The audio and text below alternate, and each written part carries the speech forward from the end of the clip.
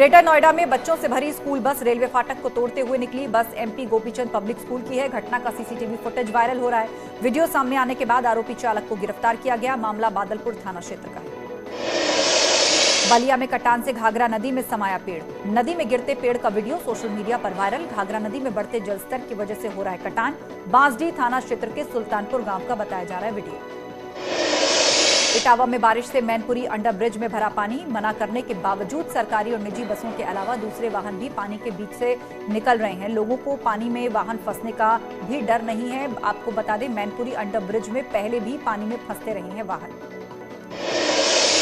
नोएडा में हुई झमाझम बारिश। महज आधे घंटे की बारिश से हुआ भयंकर जलभराव। नोएडा अथॉरिटी के दावों की पोल खुली। सेक्टर 57 इलाके में सड़कों पर समंदर जैसा मंजर। कई जगह 2 फीट तक पानी भरा। लोगों को आवाजाही में मुश्किल। लोग घंटों तक जाम के हालात से जूझते रहे। लखनऊ में मूसलाधार बारिश हुई, जिससे सड़कों पर पानी भर गया। शहर के कई हिस्से में कमर तक पानी में लोग डूबे रहे। पौष इलाकों तक में पानी भर गया। सोशल मीडिया पर एक वीडियो वायरल हो रहा है, जिसमें साफ देखा जा सकता है कि अंबेडकर मेमोरियल पार्क के पास सड़कों के पानी में कारें तैरती नजर आ रही है। कानपुर में रुक रुक कर बारिश हो रही है। बारिश ने नगर निगम के दावों की पोल खोल दी। शहर में कई जगह जल भराव हो गया। कहीं 1 फीट तो कहीं 2 फीट तक पानी भर गया। कई जगह गाड़ियां पानी में फंस गई। लोगों को आने जाने के लिए कड़ी मशक्कत करनी पड़ी। कानपुर में मूसलाधार बारिश का कहर दिखा। बड़ा चौराहा इलाके में मौजूद इलाहाबाद बैंक की दीवार गिर गई। दीवार के मलबे में फुटपाथ पर दुकान लगाने वाले कई लोग दब गए। हादसे में एक शख्स की मौत, 1 घायल, 3 लोगों की हालत नाजुक। पहाड़ों पर हो रही बारिश की वजह से बरसाती नदियां उफान पर। सहारनपुर में मां शाकुंभरी देवी पीठ के पास बहने वाली नदी में भी अचानक सैलाब आ गया। नदी में आए बहाव को देख आसपास के इलाकों में रहने वाले लोग दहशत में। कई जगह खेतों में पानी भरने से फसलें खराब हो गई। पहाड़ी इलाकों में बारिश का सिलसिला लगातार जारी है। सहारनपुर में हथनी कुंड बैराज का जलस्तर बढ़ गया। बैराज से यमुना में 25,000 क्यूसेक पानी छोड़ा गया। नदी किनारे के इलाके में बाढ़ के खतरे को देखते हुए प्रशासन ने अलर्ट जारी किया। पानी से घिरने के कारण कई लोगों का संपर्क कट गया। बारिश के बाद से बिजनौर में कोटावाली नदी उफान पर है। नदी के किनारे के इलाकों में जलस्तर काफी बढ़ गया है। एक कार तेज बहाव में फंसकर बह गई। हालांकि ड्राइवर वक्त रहते कार से कूद गया, जिससे उसकी जान बच गई। कासगंज गंगा का जलस्तर लगातार बढ़ रहा है। खतरे के निशान की तरफ बढ़ते नदी के बहाव को देखते हुए प्रशासन अलर्ट हो गया है। मथुरा लहरा गांव पहुंचकर जलस्तर का जायजा लिया गया। गंगा किनारे रहने वाले लोगों को सुरक्षित स्थान पर भेजने के निर्देश दिए गए। कई गांव में बाढ़ का पानी भर गया है।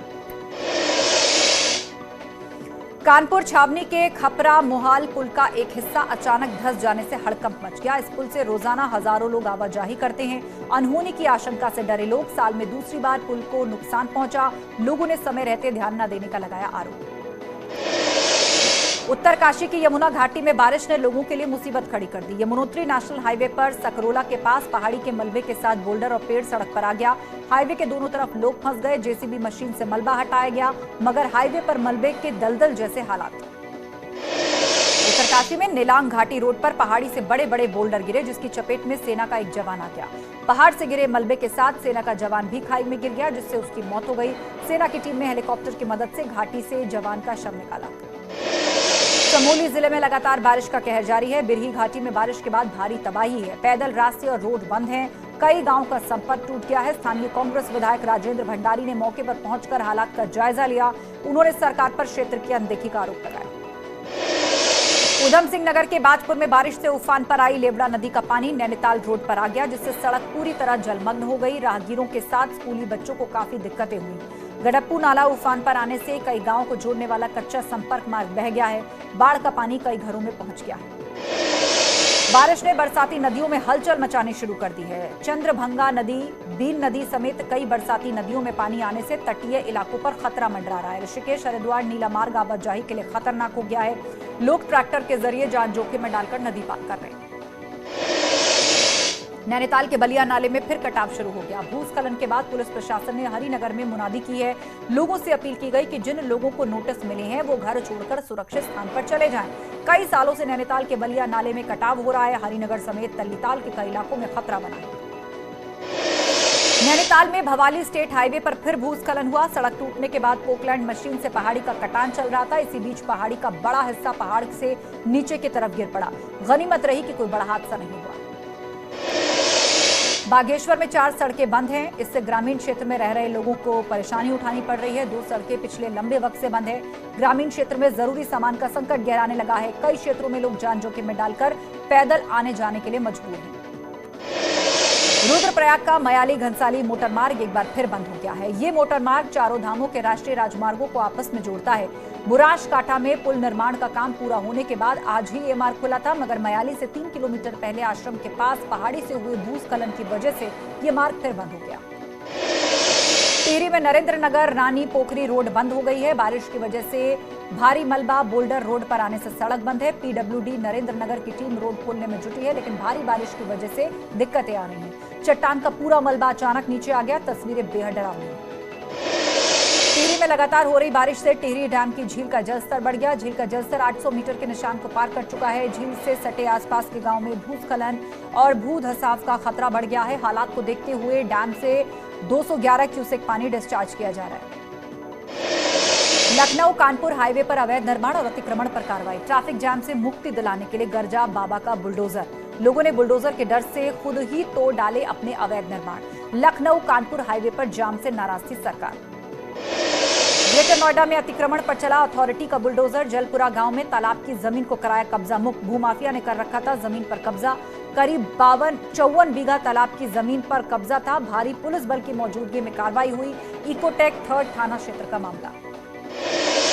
अमरोहा में अवैध निर्माण के खिलाफ गर्जा बुलडोजर। अवैध निर्माण किए गए ध्वस्त तालाब की जमीन से हटाया गया कब्जा। कोर्ट के आदेश पर प्रशासन ने की कार्रवाई। ग्रामीण की शिकायत पर हुई कार्रवाई। मामला थाना आदमपुर क्षेत्र के ढवारसी गांव का है।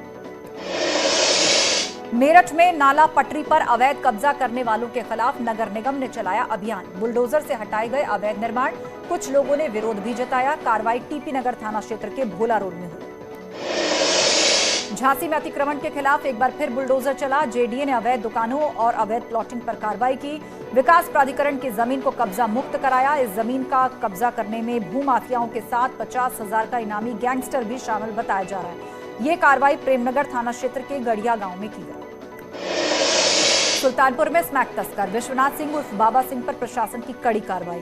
करीब 2.5 करोड़ की संपत्ति की गई कुर्क। बुलडोजर चलाकर सरकारी जमीन पर किया अवैध कब्जा भी हटवाया गया। बदली राय थाना क्षेत्र के बिही निद्रा गांव का मामला। गाजियाबाद में एक फैक्ट्री में भीषण आग लग गई। लाखों का माल जलकर खाक। फायर ब्रिगेड की 3 गाड़ियों ने मौके पर पहुंचकर कड़ी मशक्कत के बाद आग पर काबू पाया। घटना थाना सिहानी गेट इलाके की है। फैक्ट्री कपलेट बनाई जाती है। संभल में आग का गोला बनी कार। मरम्मत के दौरान बैटरी की स्पार्किंग से धू-धू कर जली कार। हादसे में एक बच्चा भी झुलसा। अग्निकांड का वीडियो सोशल मीडिया पर वायरल हो रहा है। हयातनगर थाना क्षेत्र की घटना। सीतापुर में आग का तांडव। नेशनल हाईवे किनारे बने ढाबे में अचानक लगी आग। देखते ही देखते आग ने विकराल रूप ले लिया। पुलिस ने होटल के कर्मचारियों और आसपास के लोगों की मदद से आग पर काबू पाया। गैस सिलेंडर लीक होने को आग की वजह बताया जा रहा है। पुलिस मामले की जांच में जुटी है। मामला खैराबाद थाना क्षेत्र का है। मथुरा के कोसी कला इलाके में एक फैक्ट्री में आग से हड़कंप मच गया। फैक्ट्री के अंदर भगदड़ मच गई। बॉयलर के पास वाले हिस्से में आग लगी। फायर ब्रिगेड की टीम ने कड़ी मशक्कत के बाद आग पर काबू पाया। गनीमत रही कि आग बॉयलर तक नहीं पहुंची। आग पर काबू पाने से पहले लाखों का सामान जलकर खाक हो गया। लखनऊ के अंतर्राष्ट्रीय बौद्ध शोध संस्थान के सभागार में मैथिली शरण गुप्त जयंती और सम्मान समारोह 2022 का आयोजन किया गया। पूर्व डिप्टी सीएम दिनेश शर्मा बतौर मुख्य अतिथि मौजूद रहे। इसको 18 साहित्यकारों को इसमें सम्मानित किया गया। दिनेश शर्मा ने सम्मानित किया विद्वानों को बधाई भी दी। बुधवार को गोरखपुर के दौरे पर सीएम योगी आदित्यनाथ। सीएम योगी ने करोड़ों योजनाओं की सौगात दी। इस दौरान उन्होंने रोजगार मेले का शुभारंभ किया। विकास कार्यों को लेकर समीक्षा बैठक। गोरखपुर के मदन मोहन मालवीय प्रौद्योगिकी विश्वविद्यालय परिसर में वृहद रोजगार मेले का आयोजन। सीएम योगी ने नियुक्त हुए युवाओं को सौंपे ज्वाइनिंग लेटर। युवा उद्यमियों को 1 करोड़ 37 लाख रुपए के ऋण को भी वितरित किया गया।